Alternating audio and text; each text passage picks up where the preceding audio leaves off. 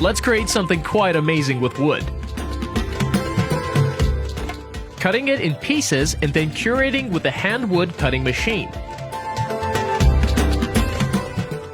And cutting more wood pieces. Pairing them nicely and securely.